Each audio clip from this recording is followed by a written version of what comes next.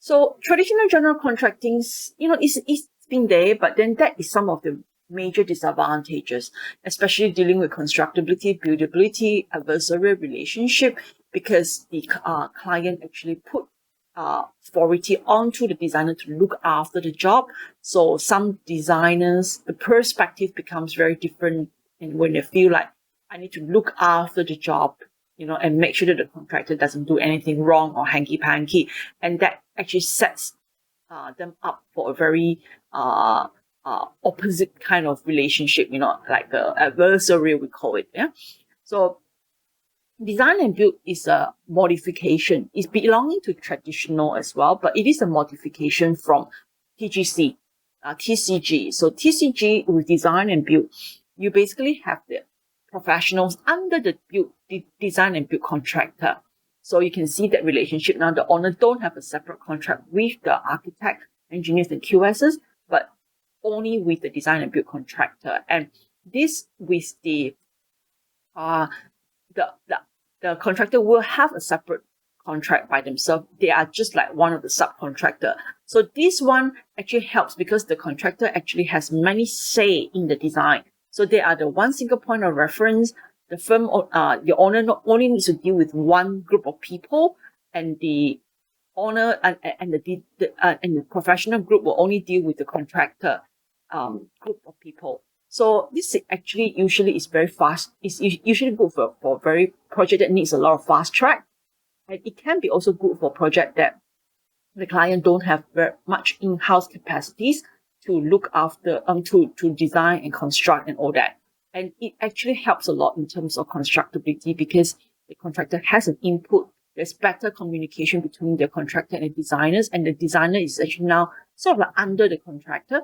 So their relationship now is like more of teamwork. So that actually get rid of the adversarial relationship. So it depends, So if you look at the disadvantages, sometimes the design can be the client can the contractor can have difficulties dealing with the designers as well, because they are not used to the fact that there's many comments on the design, you see, by the contractor. So, and they are not used to the fact that they are actually sort of like under the authority of the contractor. So that could also be one of the problems involved. And many times these sort of design and build methods are usually used when there is a lot of work that is design work that is not really completed yet before the bidding.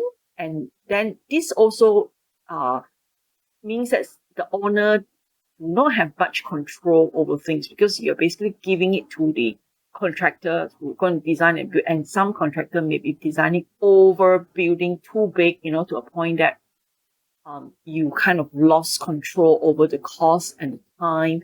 And then when you want to change something, it becomes really difficult because it's more or less like under the contractor, and the contractor may refuse. And when they refuse, it's difficult to argue with them because the designer is under them kind of thing. So it depends.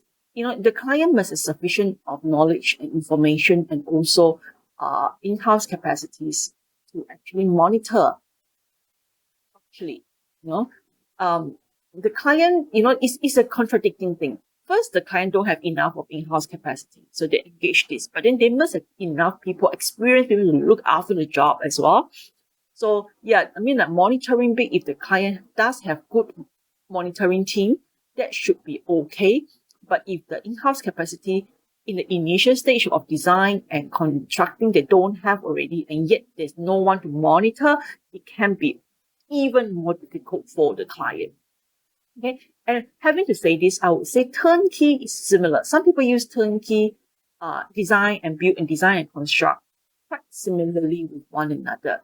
They actually all means the same thing, but turnkey means that the contractor is actually in charge of even land acquisition, dealing with the land issues, like purchasing the land or owning that land, and also dealing with all the legality, submissions, all sorts of way beginning conceptual all the way down to the client coming in and turn the key.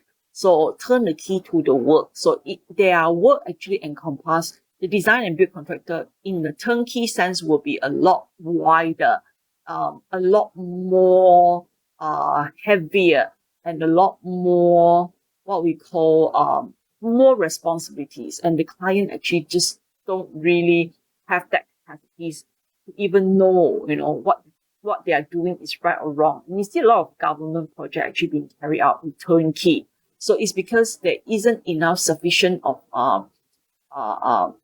manpower or resources to actually manage the project starting from the beginning, even to the acquisition of land, negotiating with the land ownership and all that. So that actually goes to the contractor as well, all the way up to submission to authority, getting approval, and by the time the client gets it, it's actually at the end of the day, it's actually like turning the key. They put the key in the door and turn the key or use the facilities. That's what we mean by turnkey. But essentially, they are the same as design and build or design and construct. D and C, D and B, these are quite commonly used to interchange one another.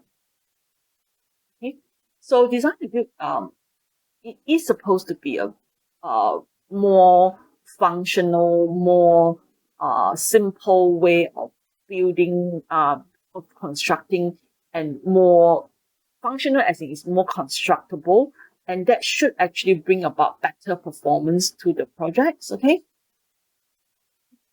and depends on like I said, there may be a sense of losing control as well in design and build project. So that could be one of the disadvantages. So you need to know all these advantages, disadvantages very well, know the nature of your project, know the environment of your project before selecting which one is better.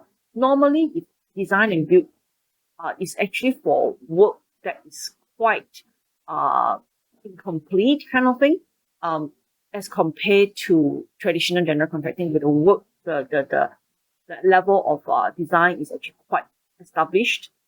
It's quite done already. So it depends on timing as well, costing as well. And design and build project usually will end up with a bigger cost compared to traditional general contracting, because traditional general contracting are usually based on competition, like competitive tendering. By design and build, you probably only have like 4 or 5 people competing. When TCG, you may get 15, 20 people competing for the job. So obviously you get a better price in that sense, you see. So design and build will usually be a lot higher, and turnkey will usually be exorbitant because you're really depending on the contractor to handle every single thing. So you've got to pay them, more, a lot more. And you've got to trust them. If they come up with prices that is way too much, then that could be an issue as well for the company or for the government agency or for the taxpayer, in that sense. Okay. I think I'll stop here first.